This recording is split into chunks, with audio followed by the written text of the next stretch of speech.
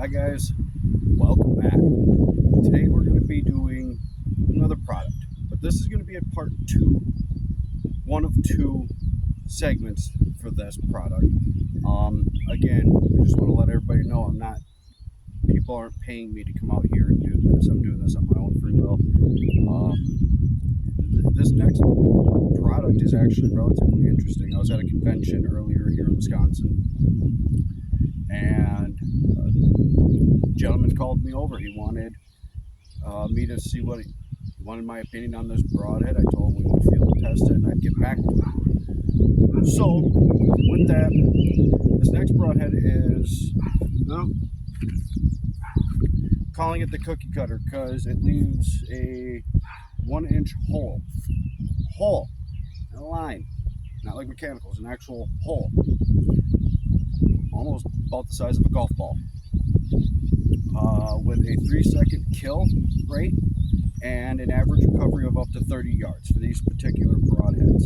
Now, I've never used these. Anybody who knows me knows that I use Muzzy broadhead. I stand behind Muzzy all day.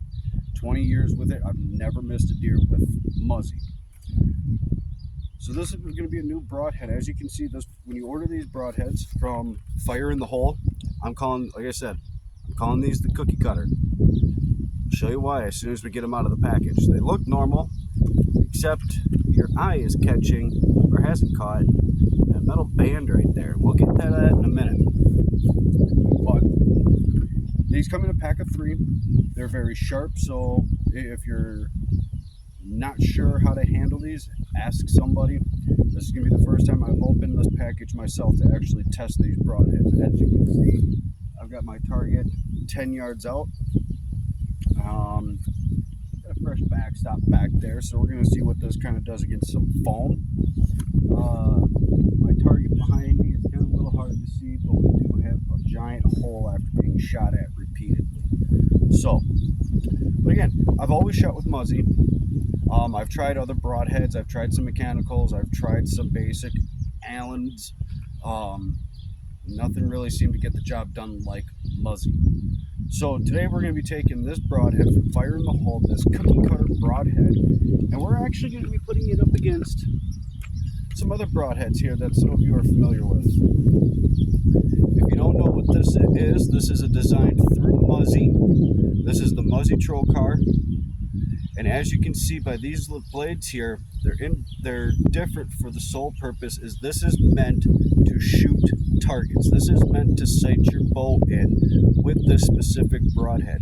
And what's great is I can take that tip off right there and I can pull these these interlocking blades out, and I can put the actual broadhead blades onto this and use this for deer hunting, which is really great and versatile for that brand, for Muzzy, and I love it. And as you can see, I've shot with this particular broadhead more than once. I got some red paint down there from shooting at my target, which shows the accuracy because I use that redness to show where the heart would be. And I do apologize for the wind. And then we got this basic one right here. Nothing too fancy, nothing too special about it.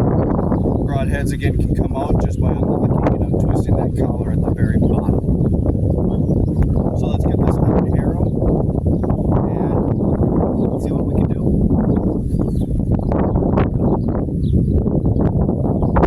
First, we're going to take our field point off. Pocket.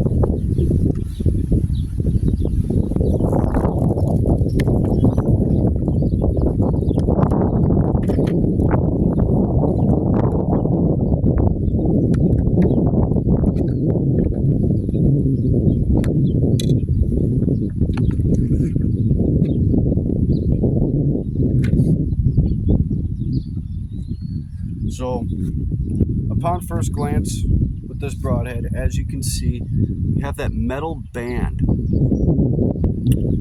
3 fix, and we still have that trocar tip. But look at that nifty circular band on there.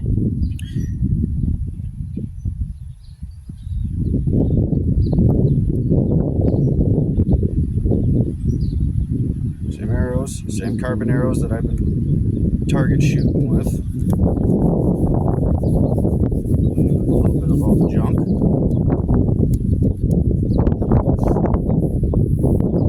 Alright. Just take that pocket there so that doesn't blow away. So again, 10 yards. And I am going to be shooting this with Panther P1 compound.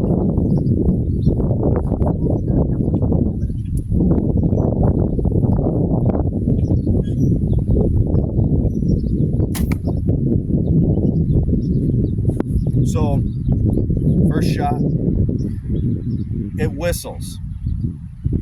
I don't know if you've heard that, but it whistles. I don't know if I'm going to like that out in the woods with a whistling arrow going at my deer. I mean, great way. I mean, it'll stop for headlights and allow diesel vehicles right in the middle of the road. Like, just stop moving for this one.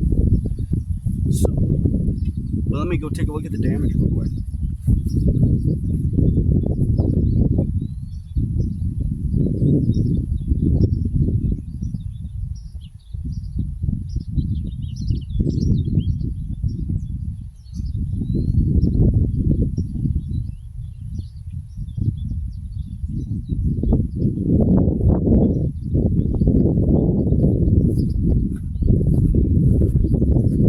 So, obviously these are not meant for target shooting, but you know what? I'd rather take the time and target shoot my broadheads to make sure that my bow is accurate than not knowing and just going about with field tips. But as you can see, that pulled some stuff out of my target. Now, there wasn't much of a hole to go by. It kind of, obviously with a target, it's going to do a lot different and have a different effect than it would on an actual animal. But as you can see, it kind of pulled some of the stuff off right there. Oh, and it looks like that band can come off.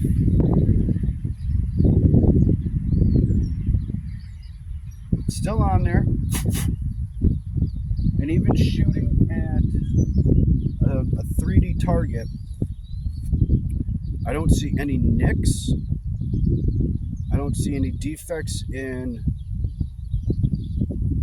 broadhead or that metal band. Let's try it. Let's try that muzzy. There's the muzzy.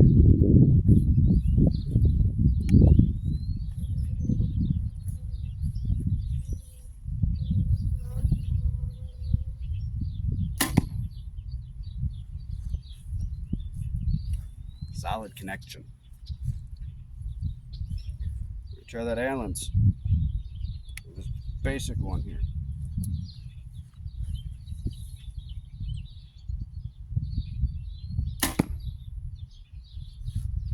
You can really hear that whap. Love that sound. Get back.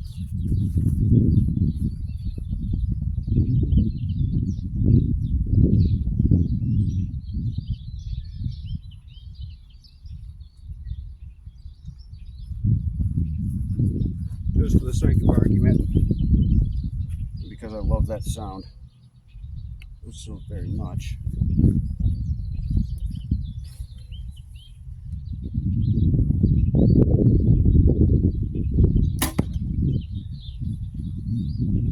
Clean shot. And that's what it takes with practice. You know what? We're going to do one more with this cookie cutter. One more. Same broadhead. Same thing. We're just going to do this one more time.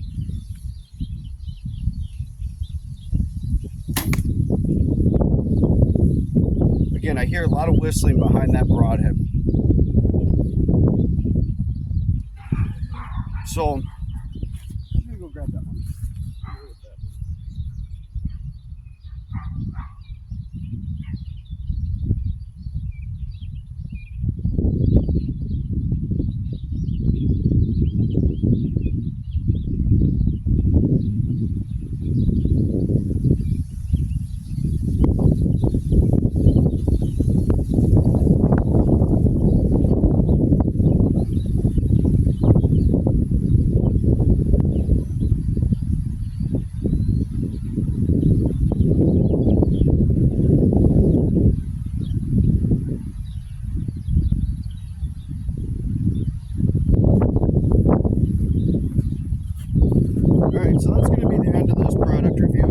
shortly, and I'll explain why. So maybe some might be usable. I don't know yet. So again, muzzy held up. No defects, no nicks, nothing. Clean penetration through all that thick, hard foam. So again, I'm counting on my muzzies. This basic one here, after being shot through the target, again, no nicks, no real heavy damage to the broadhead blade itself. Tip looks fine. Tip feels still kind of sharp. So we'll leave that one be. Now this cookie cutter. Back to the cookie cutter. We got a problem here, folks. What's missing? The band came off.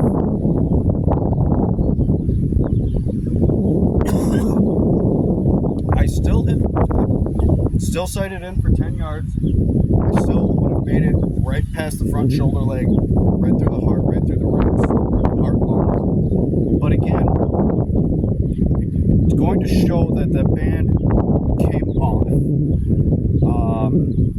Hopefully I'm expecting some solid arrow pass through the body with these if I go ahead and use these. But otherwise, it's not a bad broadhead so far from what I can tell. Nice and lightweight versus weight-wise, in comparison with these two. It's not the muzzy yet, but comparing these, this basic one here where you have where it's just got the thin cone tip, and you can take the broadheads out by taking the collar off the broadhead shaft itself. This one's got a little bit of weight to it, and it's more top or front heavy. Up there would be right around there, somewhere middle. Somewhere right there is balanced. But this broadhead, you definitely feel the weight difference. Now there is a slight weight difference. This one feels a little heavier compared to this cookie cutter one. So I don't like that one. Now comparing it to muzzy and weight. The muzzy has a little bit more weight to it, so I'm definitely liking the lightweightness of the cookie cutter broadhead in comparison to these other two broadheads here. There's definitely a great weight difference. It's not as front heavy.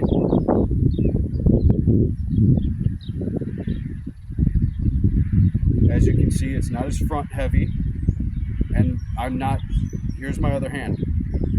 And as you can see, my index finger is right here. So this arrow right now is just about perfectly balanced. And as you can see, that's the wind moving this arrow. I'm not touching it. There's no strings or anything going around. So this is a very lightweight broadhead, and that's a positive thing. But again, even if on a second shot, the same broadhead, that collar is going to come off, and we're usually only guaranteed that on the first shot. So if somebody's going to use these, that shot better count. On another note, somewhere in my target now there is a metal collar, and that metal collar is edged to cut and is designed to cut. And what I like about these is the guy actually makes these by hand, and I'm actually very impressed with that, with the craftsmanship behind these broadheads. I really am. Again, we have that similar trocar tip. Nice lightweight broadhead. You know what? I'm going to send it through and just see how many times I can see if I can actually break this arrow with this. Again, if you are the gentleman, if you are from Fire in the Hole, and you are one of the people who manufacture this, sell it, if you're the owner, enjoy watching your broadhead.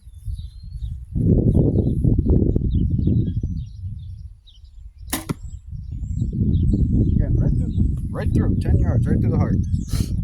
Can't argue that. I don't hear that whistling anymore, I'll tell you that. Again, got the muzzy right here.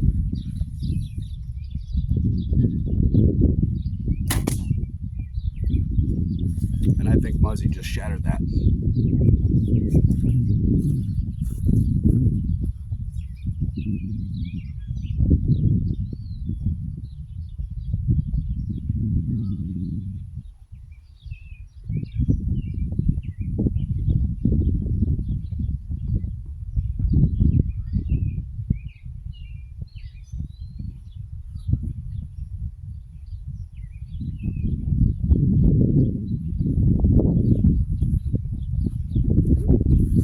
We're still intact.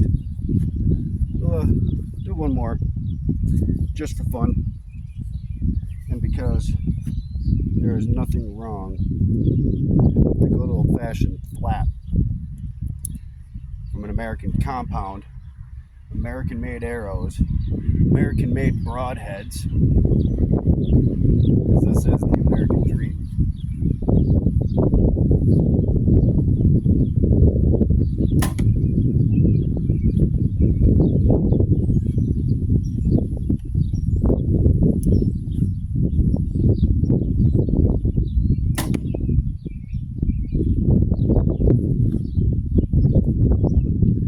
Nothing but clean shots all day long. And again, Panther, Ocean Zeus, Legend, Panther P1 compound. Great bow. Loving it. And as you can see, the performance behind the arrows, the performance with the shooter, the arrows in these broadheads today have been phenomenal.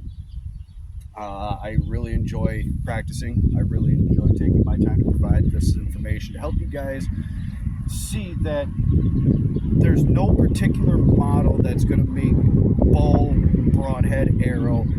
It doesn't matter. You can go out and spend $800 on a brand new bow through Hoyt, Browning, Matthews, whatever, and it's not going to make any difference compared to this Ocean Zeus Panther P1 compound bow, or the 1997 Darton Maverick compound bow. It doesn't make a difference what your bow is. What's important is the level of comfort behind the bow. Your arrows should complement your bow. They should be able to tolerate how much you're shooting, your draw weight, and how much your arrows weigh, whether it's 100 grains, 200 grains, 400 grains. The weight of your arrow is important for accuracy and hitting hard objects, being able to penetrate and have enough momentum still to be able to penetrate the body cavity and make those clean kills. Then you have your broadheads, which you've got to spend time practicing. You've got to be able to practice to know what your limits are with the broadhead, with everything that you are hunting with. Me personally, I use one bow year round. I try to use one bow year round.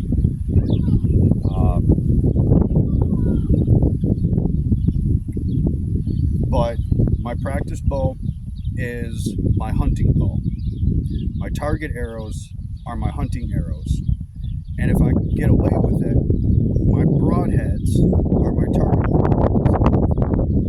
Just because there is a huge difference in a field tip arrow weight and the weight of a broadhead. There's a great difference, and it's a great accuracy difference as well.